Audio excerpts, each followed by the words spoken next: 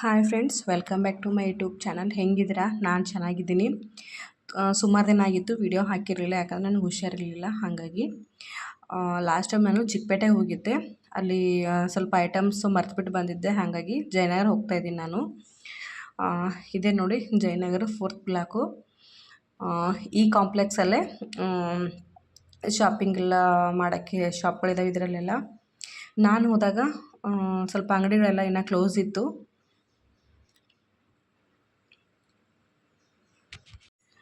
ನಾವು ಹೋಗುವಾಗ ಟೈಮಿಂಗ್ ಬಂದು ಸುಮಾರು ಒಂದು 11-11:30 ಹಂಗಾಗಿತ್ತು. ನಾನು, ನನ್ನ ತಮ್ಮ ಮತ್ತು ನನ್ನ ಮಗ 3 ಜನನೂ ಹೋಗ್ತಾಯಿದ್ದೀವಿ. ಜಯನಗರಲ್ಲಿ ಬಟ್ಟೆಗಳು ಚೆನ್ನಾಗಿ ಸಿಗುತ್ತೆ. ಡೈಲಿ ಯೂಸ್ ಆಗಲಿ, ಆಮೇಲೆ ಪಾರ್ಟಿ ವೇರ್ ಆಗಲಿ, ಆಮೇಲೆ ಈ ನೈಟೀಸ್ ಆಗಲಿ, ಆಮೇಲೆ ಕಾಲೇಜ್ ಹುಡುಗರಿಗೆಲ್ಲ ಟಾಪ್ಸ್ ಎಲ್ಲ ತುಂಬ ಚೆನ್ನಾಗಿ ಸಿಗುತ್ತೆ ಇಲ್ಲಿ. ಡ್ರೆಸ್ ಆಪ್ಷನು ತುಂಬ ಇದೆ, ಬಟ್ ಜ್ಯುವೆಲರಿ ಎಲ್ಲ ಕಮ್ಮಿ ಇದೆ ಇಲ್ಲಿ. ಬಟ್ ಚಿಕ್ಕಪೇಟೆಲೆಲ್ಲ ಹೋಲ್ಸೇಲ್ ಅಂಗಡಿಲಿ ಸ್ಯಾರಿಗಳು, ಡ್ರೆಸ್ ಆಗಲಿ, ಜ್ಯುವೆಲರಿ ಆ ಥರ ತುಂಬ ಸಿಗುತ್ತೆ. ಅಲ್ಲಿ ತುಂಬ ಆಪ್ಷನ್ ಇದೆ, ಇಲ್ಲಿ ಸ್ವಲ್ಪ ಆಪ್ಷನ್ ಕಮ್ಮಿ ಇದೆ. ಜ್ಯುವೆಲರಿ ಎಲ್ಲ ತುಂಬ ಕಡಿಮೆ ಇದೆ ಇಲ್ಲಿ. ಬಟ್ ಡೋರ್ ಮ್ಯಾಟ್ಸು, ಡ್ರೆಸ್ಗಳು, ಡೈಲಿ ವೇರ್ ಡ್ರೆಸ್ಸು ತುಂಬ ಚೆನ್ನಾಗಿದೆ ಇಲ್ಲಿ ಕಲರಾಗಿ. ಈ ಸಮ್ಮರ್ಗಂತೂ ಹೇಳಿ ಮಾಡಿಸ್ದಂಗೆ ಬಂದಿತ್ತು ಬಟ್ಟೆ ಎಲ್ಲ. ನಾನು ತೊಗೊಂಬಂದಿದ್ನಲ್ಲ, ಹಾಗಾಗಿ ನನಗೆ ಅವಶ್ಯಕತೆ ಇರಲಿಲ್ಲ. ಆದರೂ 1-2 ಜೊತೆ ಬಟ್ಟೆ ತೊಗೊಂಬಂದಿದ್ದೀನಿ ನಾನು. ಊರಿಗೆ ಹೋಗ್ತಾಯಿದ್ದೀನಲ್ಲ, ಹಾಗಾಗಿ ಕಾಟನ್ ಡ್ರೆಸ್ ಇರಲಿ ಅಂತ. ನೋಡಿ, ಈ ಡ್ರೆಸ್ಗಳಲ್ಲೆಲ್ಲ 750-800 ಎಲ್ಲ ಇತ್ತು. 3 ಪೀಸ್ ಸೆಟ್ ಇದು ಚೆನ್ನಾಗಿ ಬಂದಿತ್ತು. ನೋಡಿ, ಇವು ಪ್ಯೂರ್ ಕಾಟನ್ ಇದೆ ಡ್ರೆಸ್ಗಳು. ಈ 3 ಪೀಸ್ ಸೆಟ್ ಇದನ್ನು ಒಂದಕ್ಕಿಂತ ಒಂದು ಡ್ರೆಸ್ಸು ಕಲರಾಗಿ ಬಂದಿತ್ತು ಚೆನ್ನಾಗಿ. ನೋಡಿ, ಡೋರ್ ಮ್ಯಾಟ್ಸ್ ಇದ್ದಾವೆ, ತುಂಬ ಚೆನ್ನಾಗಿತ್ತು. ಮ್ಯಾಟ್ಸ್ ಎಲ್ಲ T V cover, fridge cover ಆ ಥರ.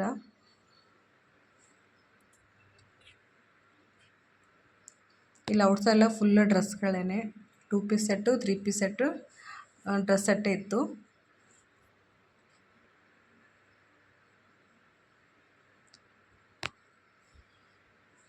ಅವನ ಜೊತೆ ಸ್ಲಿಪ್ಪರ್ಸ್ ಬೇಕಾಗಿತ್ತು ನನಗೆ. ನೋಡಿದೆ, ಯಾಕೋ ನನಗೆ ಇಷ್ಟ ಆಗಿಲ್ಲ, ಹಾಗಾಗಿ ನೋಡ್ಕೊಂಡ್ಬಿಟ್ಟು ಬಂದೆ. ಹಂಗೆ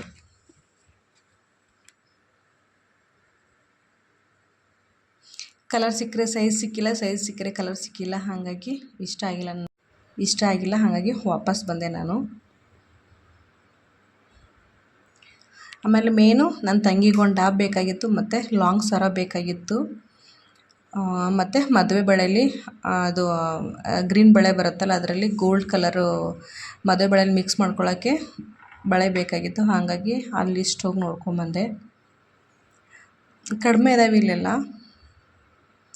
ಬಟ್ ಬೆಸ್ಟ್ ಇದು ಒಂದೇ ಅಂಗಡಿ ಇತ್ತು. ಬಟ್ ನಾನು ಇದು ಬಿಟ್ಬಿಟ್ಟು ಹೋದೆ ನಾನು. ಇಲ್ಲಿ ಚೆನ್ನಾಗಿತ್ತು ನೋಡಿ, ಬ್ಯಾಂಗಲ್ಸ್ ಎಲ್ಲ ಚೆನ್ನಾಗಿತ್ತು.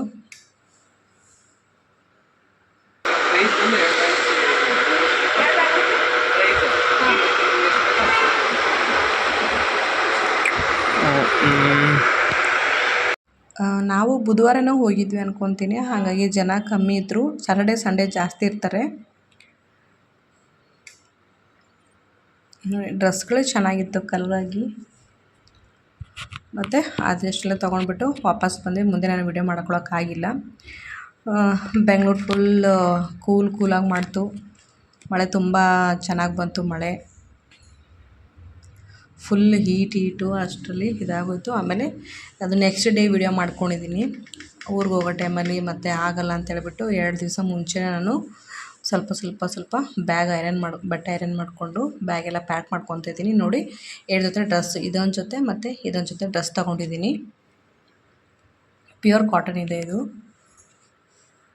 ಆಮೇಲೆ ಇದೊಂದು ಲಾಂಗ್ ಸರ ತೊಗೊಂಡೆ, ಇದು ಒಂದು 700 ರುಪೀಸ್ ಇದು. ಆಮೇಲೆ ಬ್ಯಾಂಗಲ್ಸ್, ಇದು ಆಗುತ್ತೋ ಇಲ್ಲೋ ಗೊತ್ತಿಲ್ಲ, ಬಟ್ ಇದನ್ನು ತೊಗೊಂಡಿದ್ದೀನಿ. ಆಮೇಲೆ ನೇಲ್ ಪಾಲಿಶ್ ಶರ್ಟ್ ತೊಗೊಂಡಿದ್ದೀನಿ.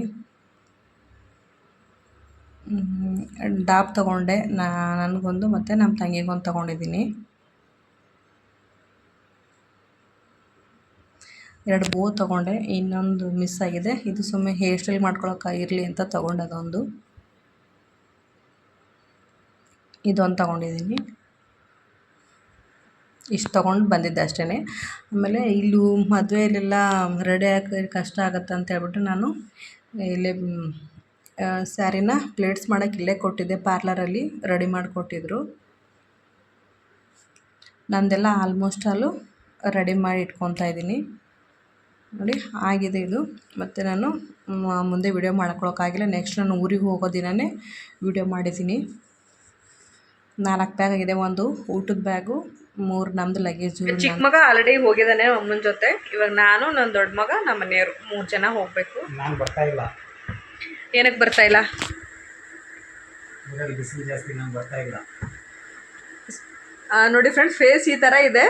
ಇವಾಗ ಅಲ್ಲಿಗೆ ಹೋಗಿ ಬಂದಾಗ ಒಂದು ವಿಡಿಯೋ ಮಾಡ್ತೀನಿ, ನೋಡೋಣ ಯಾವ ಥರ ಆಗುತ್ತೆ ಅಂತ. ಕಲರ್ ಕಾಂಬಿನೇಷನ್ ನೋಡಿ, ಕ್ಯಾಬ್ ಬುಕ್ ಮಾಡ್ಕೊಂಡು ಇವಾಗ ರೈಲ್ವೆ ಸ್ಟೇಷನ್ಗೆ ಹೋಗ್ತಾ ಇದ್ದೀವಿ.